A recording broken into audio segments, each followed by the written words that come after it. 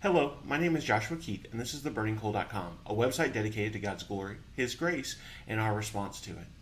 Today, we're going to do another Monday motivation, and we're going to talk about waiting patiently. This is something that's not easy in our society, and in fact, one of the things that makes it difficult is how quickly we have anything that we want at our fingertips. But in James chapter 5, James is warning the Christians there that they need to exhibit patience, that they need to be patient because, for one, the Lord is coming, but that reward is not something you see immediately. And two, while you're waiting, there are going to be hard times, there are going to be difficulties, there is going to be suffering.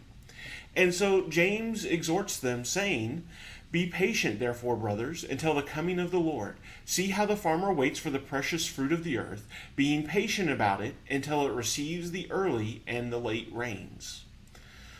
So again, this is James 5:7, and he uses the example of the farmer. And the farmer does not have instant gratification. The farmer has to wait.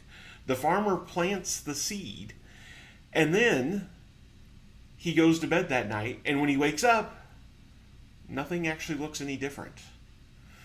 It takes a long time before things even begin to sprout.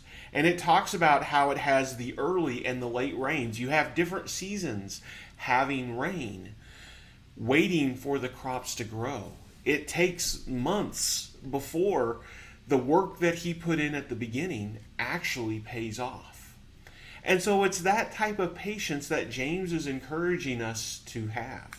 And I think that's really important for us in our society today because it's not about instant gratification. Again, think about that process right there and compare it to our own culture today. If I need a piece of electronics, if I need some kind of tool, if I need some kind of cloth, most of the time I can get online and have it delivered to my house in a day or two. If I'm hungry, I can pop something in the microwave, and honestly, if it takes longer than 3 minutes, I'm pretty annoyed that it's taking so long. But even that, even if I don't feel like cooking at all, I can order something and have people deliver it to me through an app from the restaurant. I don't have to go any farther than my front door. It takes about 5 minutes of my time to have a full and wonderful meal. That is the complete opposite scenario of what James is talking about. And so when we are thinking about our spiritual walk, it's easy for us to get caught up in the culture of our time and to think that everything should be about instant gratification, that we should have the gifts from God immediately, that we shouldn't have to wait. And if we have to wait, we definitely shouldn't have to have trials or difficulties. But James is saying, even though it's not happening now, you've planted the seed. Now you need to wait. God's deliverance is going to come. And it's not something that's going to happen in this life. Instead, it's something that is afar off. It's what's going to happen after this life. And so we should be patient, waiting for that deliverance that God is going to bring. Because it is promised to us, and it's going to be amazing. The seed that we have planted is going to turn into this amazing crop. But we need to be patient. And we need to be willing to endure the difficulties that come with that.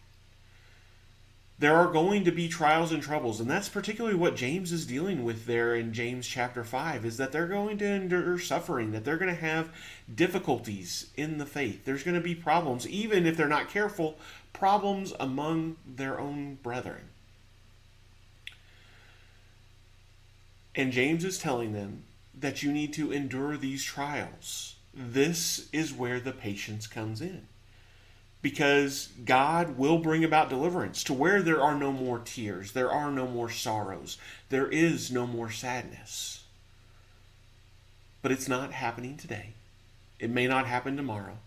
It may not happen this year. It may not happen 50 years from now. But it will come. And so we need to be building up our patience, trusting in God, knowing that what we work for is not in vain. I hope this lesson blesses you in your walk in His kingdom.